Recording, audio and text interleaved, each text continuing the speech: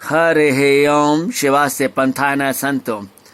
After the success of two videos named Sanskrit Effect and Pronunciation of Anuswara, there was a demand on preparing one on Visargah and Avagrah. So we like to see both of them in this one.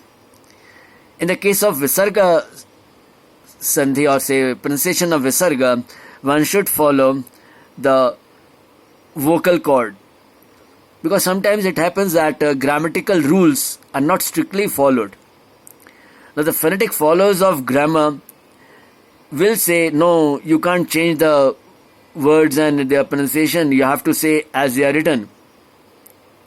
Like in the example of this shloka, chapter 9, Manmana bhav madbhakto.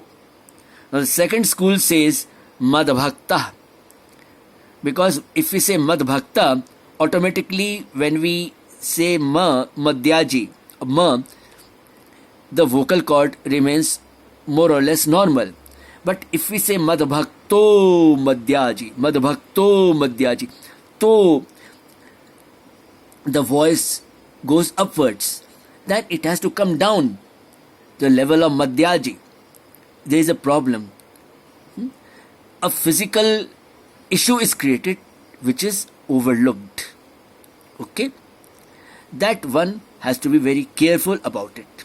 So it depends which school you are following, in which way.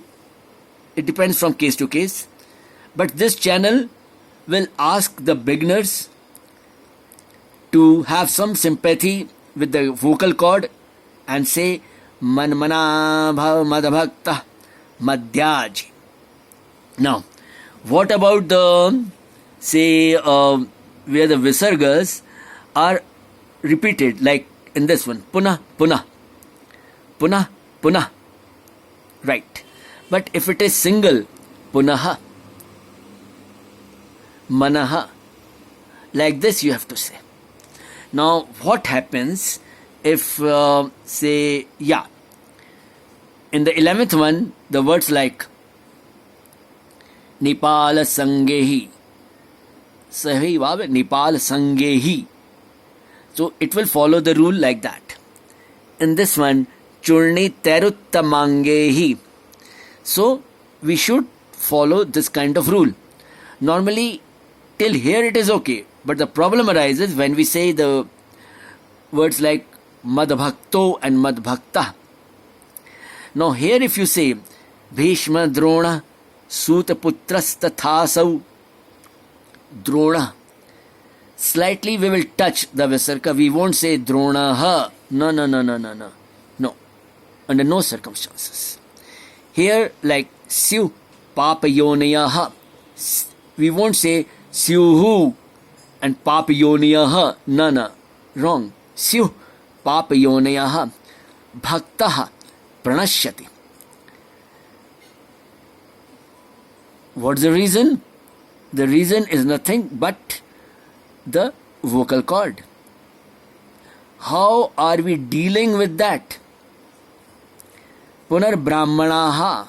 Kim Punar Brahmanaha Punya. Kim Punar Brahmanaha Punya Bhaktya. Now in this one, there is slightly problem from school to school, which says Kim Punar Brahmanaha. Now if you say Brahmanaha, wrong, totally a blunder will be created, unnecessary issue will be created with the vocal cord.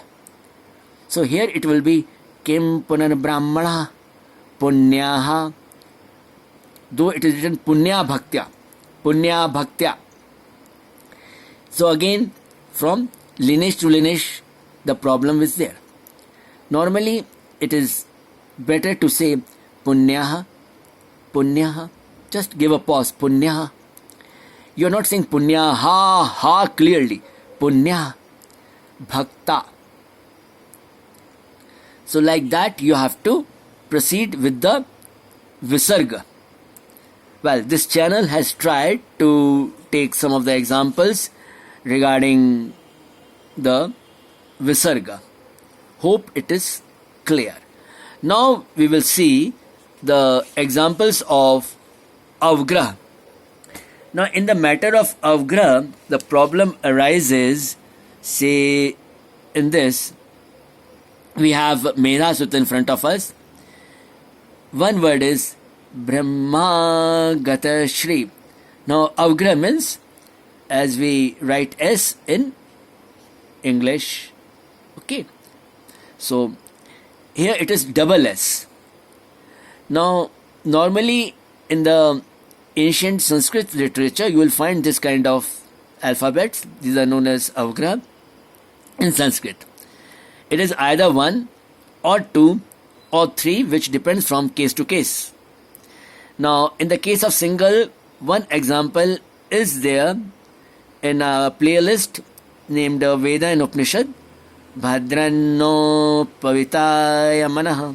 No, we have to give a pause. But here it is double S, double Avagrah. So if we say Brahma Gata Shri, wrong.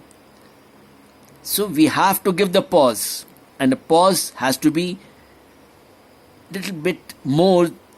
Brahma Gata Shri, Brahma Gata Shri, wrong.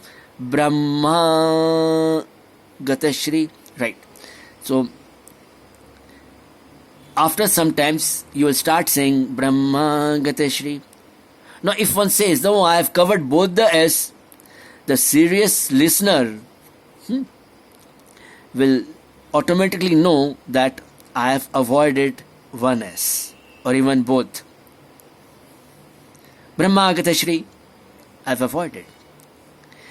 Few viewers previously asked me on this issue, and they said in the internet this example is not spoken like this, and I am taking my own version because their teachers and masters have not taught like this. But they don't have the concept of Pluth. What can this channel do in that?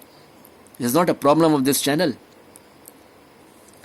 Here it is double, so the pause has to be more. Brahma Gata Shri. Now it should not be too long. Brahma, go on saying no. Brahma Gata Shri. Because double S has to be respected. Now, more examples if we see, it will be from Chandogya Upanishad. In Chandogya Upanishad, what we see? O Mada, this 3 is written, which denotes the Pluth. Pluth means at least 3 times, thrice that S is written. So it will be O Mada. Now the problem starts. Yeah, there is a problem.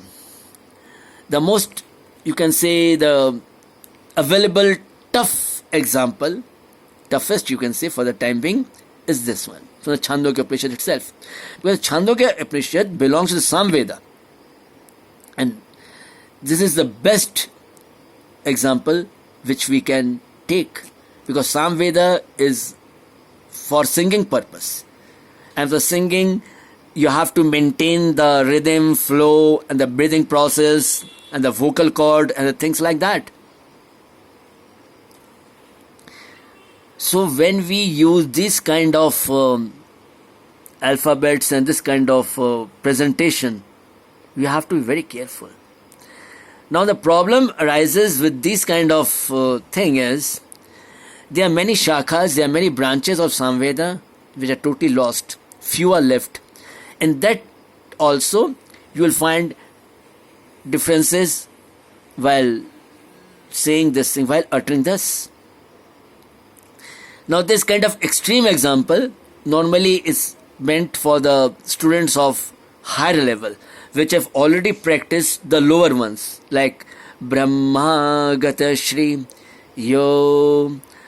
The examples you will find in the case of Kenopanishad also, where only, say, 3 is written only once. Like here, if we see, Lo, only once. The problem is here. Here it is 33. So 33 doesn't mean you go on saying. No, not like that. It's like in the breathing process, when we inhale or when we exhale, we have to give the pause till the total inhale of one breath is done or total exhale of one breath is done. And that should include 33 matras.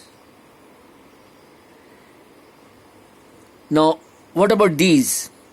These are not meant to keep the pause in a hurry. Like it is Ra, Ra,